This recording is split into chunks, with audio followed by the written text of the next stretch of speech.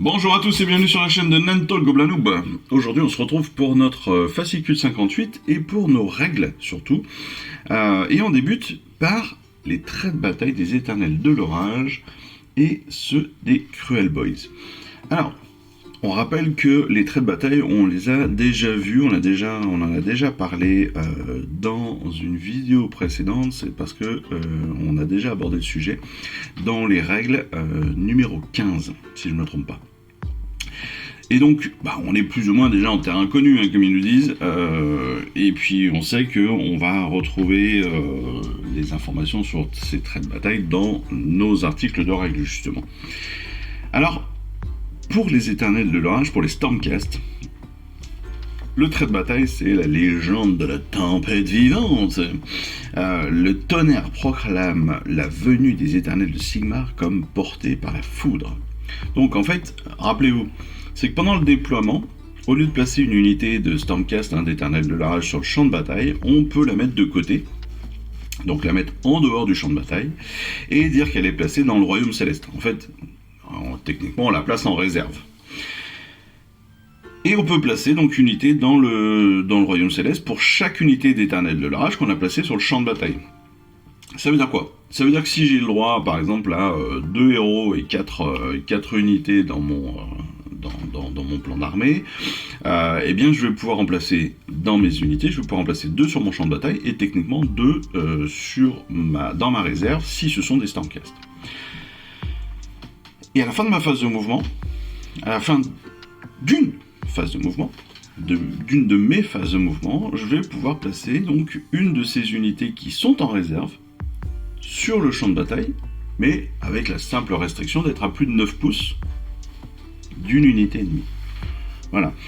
Pourquoi est-ce que c'est intéressant?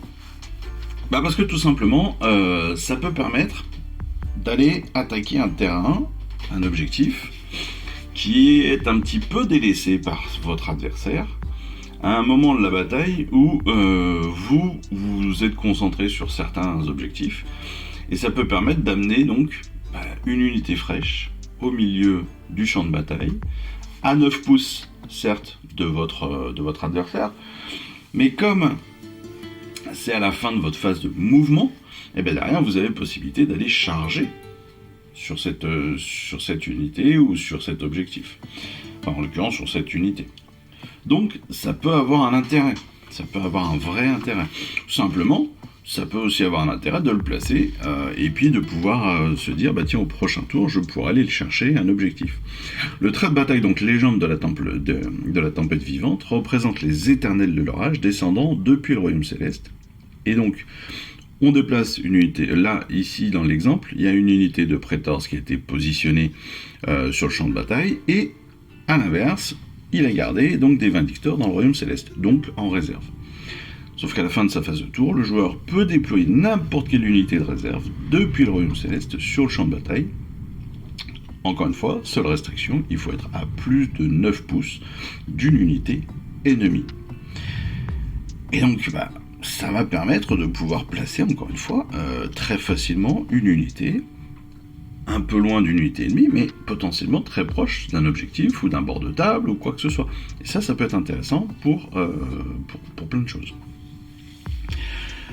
Pour les Cruel Boys, c'est la même chose. En fait, ils ont un trait de bataille qui s'appelle des coups tordus. C'est pareil. Les Cruel Boys n'ont aucun honneur et recourent aux pires bassesses pour prendre l'avantage sur l'ennemi. C'est pas forcément faux. En même temps, c'est le but du jeu. Quand vous jouez Cruel Boys, quand vous jouez les Gloom Spies, quand vous jouez des trucs comme ça, c'est un peu fourbe, c'est un peu sournois, c'est un peu du n'importe quoi, et c'est ça qui est rigolo.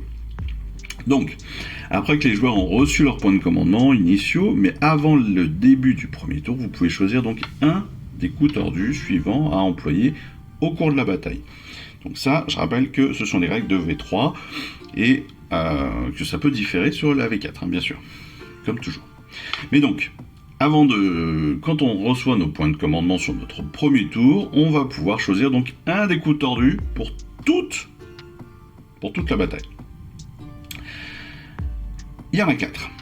Le premier, c'est Vacarme. Vacarme, donc la veille de la bataille, vous harcelez l'ennemi toute la nuit avec vos tambours et crécelles. Donc en fait, si on choisit ce trait de bataille Vacarme, on va soustraire 1 au jet de blessure pour les attaques des unités ennemies au premier round. Bon, pourquoi pas. Surprise fatale, deuxième possibilité. Vos éclaireurs ont préalablement tendu des pièges retors dans le No Man's Land. On va jeter 3 dés, et pour chaque résultat de 4+, on va pouvoir choisir un élément de terrain différent ou un objectif différent qui n'est pas entièrement en territoire ennemi. Alors, un élément de terrain différent ou un objectif différent, ça veut pas dire grand chose. Mais bon, peu importe.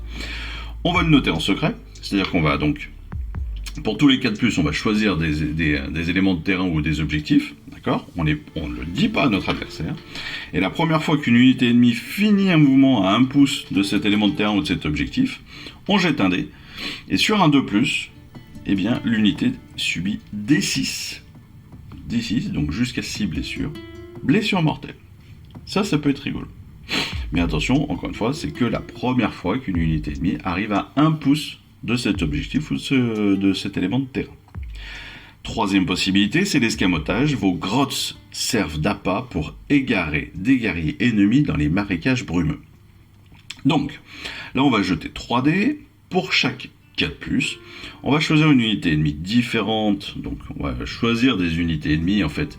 C'est-à-dire que si on jette 3 dés, qu'on a 3, 4+, on ne peut pas choisir la même unité. C'est ça que ça veut dire. C'était un peu ça c'est ça aussi que ça voulait dire sur les terrains et les objectifs précédemment. Mais je trouve que c'était mal expliqué. Donc, on va choisir une unité ennemie sur le champ de bataille qui n'a pas été renforcée. Donc, qui n'a pas été doublée en nombre. Ok ? Ensuite, on jette un dé pour chaque unité choisie. Et si le jet est supérieur à sa caractéristique de blessure de l'unité, l'adversaire doit retirer l'unité du champ de bataille et la placer en tant qu'unité de réserve. Donc à la fin de la première phase de mouvement de votre adversaire, il doit placer l'unité sur le champ de bataille entièrement dans son territoire à plus de 9 pouces de vos unités. On ne peut pas choisir ce coup tordu si le plan de bataille a la règle pas de réserve. Alors ça veut dire quoi ? Eh bien tout simplement, donc déjà, si le plan de bataille, si la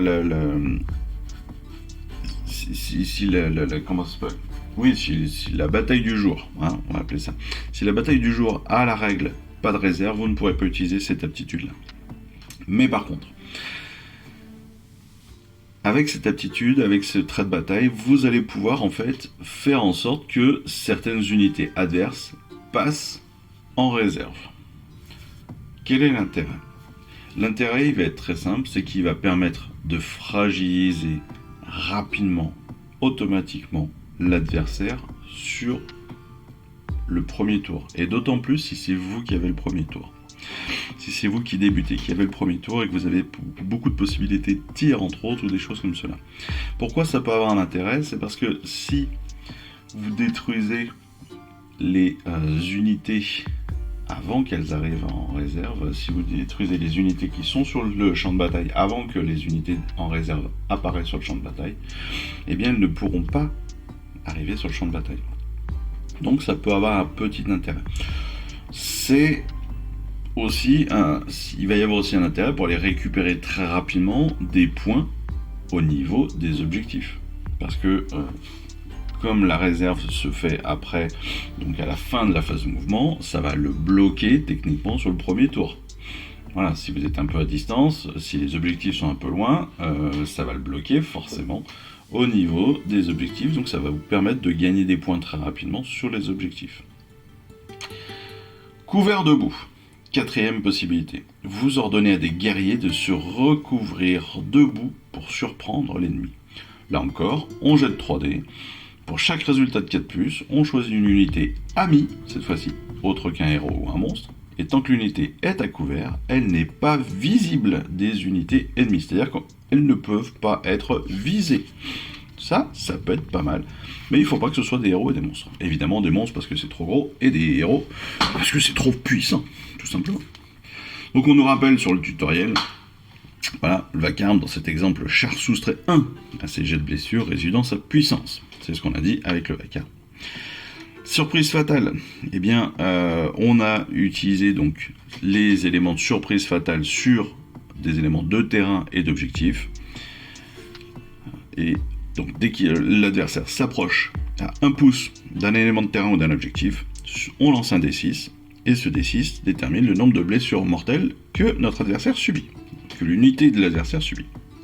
Donc ça peut être là aussi très puissant, parce qu'on peut avoir ici dans l'exemple 5 blessures mortelles, parce que l'ennemi s'est approché à 1 pouce d'un élément de terrain qu'on avait désigné secrètement, je le rappelle. L'escamotage donc permet de déplacer des unités ennemies du champ de bataille vers la réserve. On peut choisir une unité pour chaque 4+, et puis vous devez obtenir un jet supérieur à la caractéristique de blessure de... puis vous devez obtenir un jet supérieur à la caractéristique de blessure de cette unité.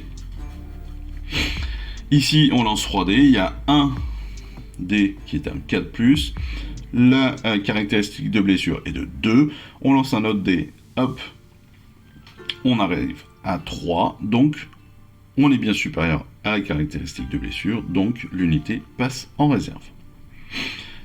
Quatrième élément, c'est le couvert de boue, donc on a choisi couvert de boue, on a jeté 3 dés pour chaque plus, donc on a choisi une unité amie qui n'est pas un héros ou un monstre, et tant que l'unité est à couvert, elle n'est pas visible des unités ennemies, donc ça revient sur les règles 9, 17.11 pour le couvert, donc règle 9 c'est la feuille règle 9, et c'est le point de règle qui est donc le numéro 17.1.1. Et les embrancheurs donc sont couverts de boue, ils ne peuvent pas être ciblés pour les attaques ou des sorts. Donc ça peut être très intéressant pour se protéger, entre autres dans les premiers tours, par rapport aux ennemis. Voilà. Et entre autres pour des armes de tir, des choses comme ça peut toujours être utile. On passe maintenant au plan de bataille. C'est le plan de bataille numéro 8 de la campagne Briscard, qui s'appelle Tuer le messager. Donc après des semaines d'âpres négociations, le seigneur impératant Aelo Cœur de l'âme parvint à organiser une entrevue avec des maniaques à Radron. La réunion se déroula à proximité des lignes de front, où des patrouilles de la destruction étaient régulièrement aperçues. Le guerrier de Sigbar avait mobilisé des unités supplémentaires pour protéger le lieu de l'entretien, et des escarmouches éclataient quotidiennement entre les troupes de l'ordre et celles des Aurochs. Le jour J, les Duardins et les Éternels de l'Orage acceptèrent de renforcer leurs liens et de lutter côte à côte contre les Hordes vertes. À l'issue de la rencontre, les 3 messagers Caradron endossèrent leur andrin et s'envolèrent afin de rejoindre leur commandant. À peine eurent-ils dépassé la palissade du camp qu'ils furent abattus d'une grêle de flèches. Leurs corps s'écrasèrent au sol et des panaches de fumée âcre s'élevèrent du site de la catastrophe. Les éclaireurs d'Aelo revinrent précipitamment pour signaler la présence d'une importante armée ennemie convergeant vers la région. Furieux, Cœur de l'âme rassembla rapidement une escouade d'élite sous le commandement de ses officiers les plus fiables. Il leur donna une seule mission, récupérer à tout prix le corps des émissaires. Ok les gars, vous voyez, c'est Nabo qui flotte dans l'air. Allez, descendez. J'aime bien. Donc, allez, on est encore sur une opposition, évidemment, ordre-destruction, avec les mêmes listes d'armées. 2 options de héros et 4 options de troupes. Pareil pour la destruction, 2 options de héros, 4 options de troupes. Comment va se dérouler ce plan de bataille ? Comme d'habitude, on choisit nos armées avec nos listes d'armées qu'on nous propose, en tout cas qu'on nous demande. Le champ de bataille, lui, il va se disposer comme ça. On a 3 tapis. Ces 3 tapis, donc posés sur les alignés sur les grands côtés, avec pour le territoire de la destruction le tapis de gauche. Pour l'ordre, on a le tapis de droite et une partie du tapis central. Donc les 2 carreaux en fait du centre du tapis central, qui vont nous amener aussi jusqu'aux objectifs. Les 3 objectifs qui seront présents là sont sur le centre du tapis central, sur les 3 points d'intersection des pliures. On va bien évidemment placer des éléments de décor. 6, comme d'habitude, chacun à son tour, toujours à plus de 3 pouces, et d'un autre décor et d'un objectif. Le déploiement, comme toujours, ça se fait au dé. Celui qui tire et qui gagne choisit qui se déploie en premier. Chacun se déploie en intégralité dans son terrain, comme on en a maintenant l'habitude. Et pareil pour le premier tour, qui se fait sur un jet de priorité. On lance un dé chacun. Le plus grand score choisit qui débutera. On est en 5 rounds comme d'habitude, 5 rounds, 2 tours par round, 6 phases par tour, on en a l'habitude là aussi. Pour les points, donc le but, encore une fois, avoir un maximum de points à la fin des 5 tours. Pour gagner des points, eh bien c'est vous contrôlez un objectif, vous marquez un point, vous contrôlez 2 objectifs, vous marquez un autre point, 2 objectifs ou plus, c'est un autre point. Vous marquez un 3e point potentiellement si vous avez plus d'objectifs que votre adversaire. Si vous contrôlez bien évidemment plus d'objectifs. Et la règle spéciale du jour est Endrin endommagé. Les endrins endommagés, c'est donc des messagers tués libèrent lentement des gaz toxiques. Donc, qu'est-ce que c'est que cette règle ? Eh bien, à la fin de votre tour, on va jeter un dé pour chaque unité amie qui conteste un objectif. Et sur 1, 2 ou 3, cette unité va subir un D3 blessure mortelle. Ça veut dire quoi ? Ça veut dire qu'en fait, techniquement, les objectifs vont représenter en fait ces 3 émissaires, d'accord, qui se sont écrasés avec leurs bouteilles et leurs ballons. Et en s'approchant de ces objectifs, on va évidemment, subir en fait les gaz toxiques des ballons. Et donc, à chaque fin de tour, à chaque fin de notre tour, pas du tour adverse, mais de notre tour, on va lancer un dé pour chaque objectif que l'on conteste. D'accord ? Pas qu'on contrôle, mais qu'on conteste, c'est-à-dire si on est à proximité de cet objectif, si on est loin de cet objectif. Contester, c'est à 3 pouces, je crois. C'est 3 pouces de l'objectif, il me semble. Mais voilà, on va revérifier. Il faudra revérifier ça, mais voilà, je vous laisserai faire. Si on conteste un objectif, donc si on est proche d'un objectif, sur 1, 2 ou 3, eh bien on subit des 3 blessures mortelles pour l'unité qui conteste l'objectif. Alors il n'y a pas marqué si plusieurs unités contestent l'objectif, le même objectif. Est-ce que toutes les unités prennent une des 3 blessures mortelles ? C'est possible, j'avoue que je ne sais pas. Mais c'est tout à fait plausible. Ça me paraîtrait assez logique que tous soient affectés par ces gaz. Mobilisation générale, je rappelle, donc les personnes du studio de Warhammer jouent évidemment nos parties, donc Eve et Yann comme on en a l'habitude, Eve pour l'ordre, Yann pour la destruction. Ils ont suivi les règles de notre pack de bataille. Et donc, on nous explique à la fois leur choix et comment ils se servent de ces unités. Pour Eve, donc on rappelle 2 héros, 4 unités. Pour Eve, d'abord, c'est héros. Elle prévoit donc de prendre le Seigneur Impérator et son Grave Dog pour des attaques de mêlée, et elle prend le Chevalier Judicator pour des attaques de tir qui peuvent atteindre la majeure partie du champ de bataille. Chevalier Judicator qui lui aussi, rappelons-le, a des Grave Dog. Ensuite, pour ses unités, elle opte pour des Praetors, afin de soutenir son chef impérator, son Seigneur Impérator, un char foudroyeur pour la vitesse, et en plus pour ses armes de projectiles, et enfin des Vindictors, comme escouade polyvalente, pour tenir un peu tous les objectifs et aller récupérer un petit peu tout ce qui passe à droite à gauche, et des Silver Revenants pour leur aptitude de mouvement, qui reçoivent aussi gratuitement une unité de Fiel Revenant. Donc là, très intelligemment, ça lui permet d'avoir 5 unités au lieu de 4, parce qu'elle récupère les Fiel Revenants gratuitement avec ses Silver Revenants.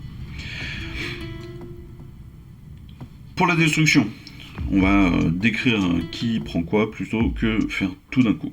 Pour la destruction, Yann, lui, il va prendre le chaman Fongoïde comme premier héros pour ses talents de lanceur de sorts, un Louvre Boss sur Squeak des Cavernes Géants, ça c'est pour ses 2 héros, et puis comme unité, il va prendre des Boingrots comme premier choix de troupe, afin de les associer au Louvre Boss sur Squeak des Cavernes. Il va prendre aussi des Sournifleurs, comme ça il reçoit aussi gratuitement des fanatiques. Et puis derrière, il va prendre donc des archers Lune Clan afin de soutenir ses troupes de mêlée avec des attaques de tir.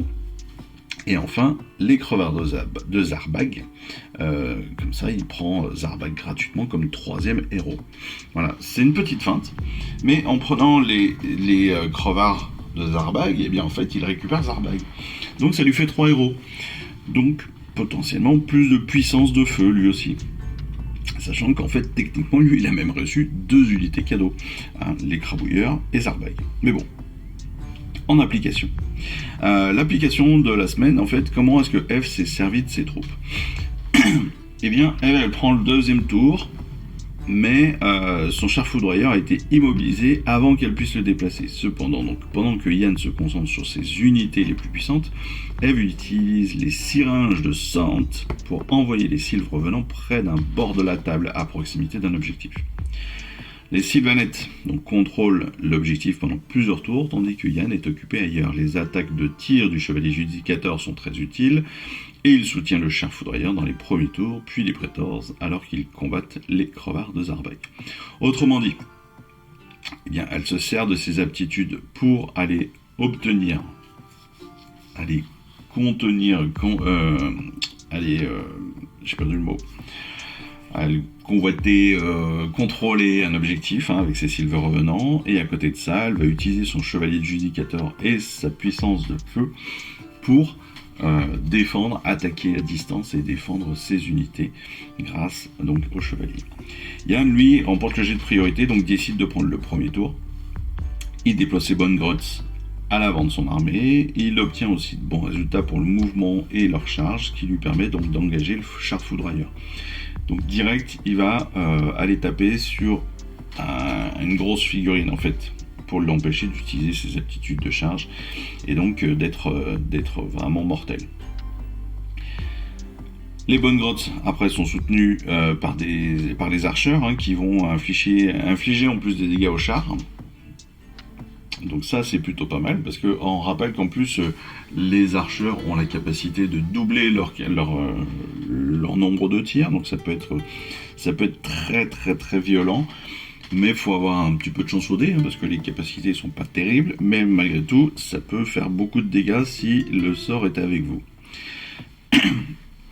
Et enfin plus tard, eh bien, Yann donc utilise son aptitude de combiner des crevards pour immobiliser les prétors avec des tirs de projectiles avant de les attaquer au Snirk-sur-Tongue et le reste de l'unité. Avec Snirk-sur-Tongue et le reste de l'unité.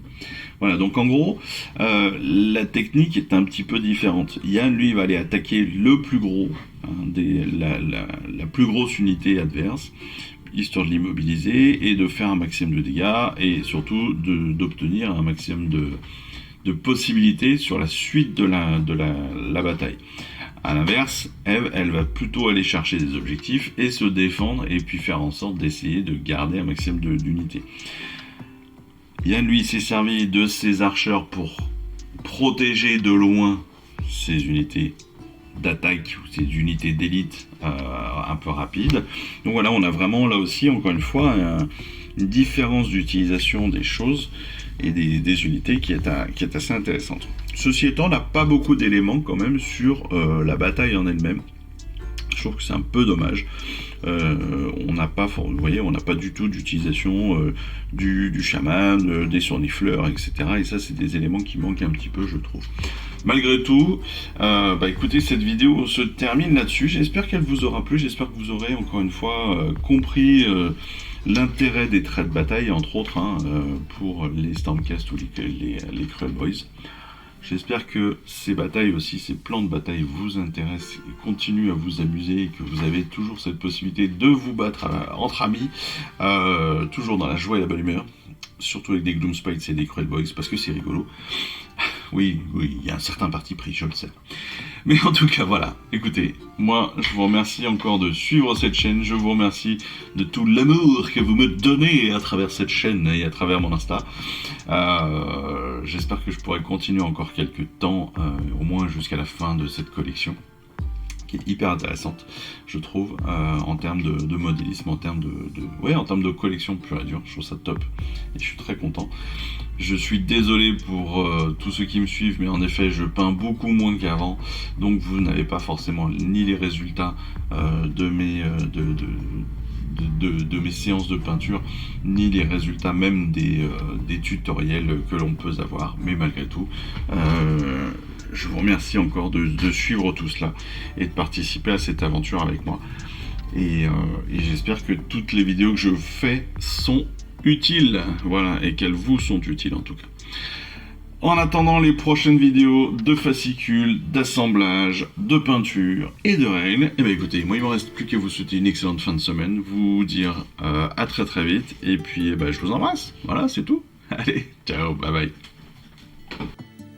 Je vous remercie d'avoir suivi cette vidéo. Si ça vous a plu, eh bien abonnez-vous, lâchez un petit like et un commentaire, et suivez-moi sur Instagram où je poste régulièrement des photos de mes dernières réalisations et dernières peintures.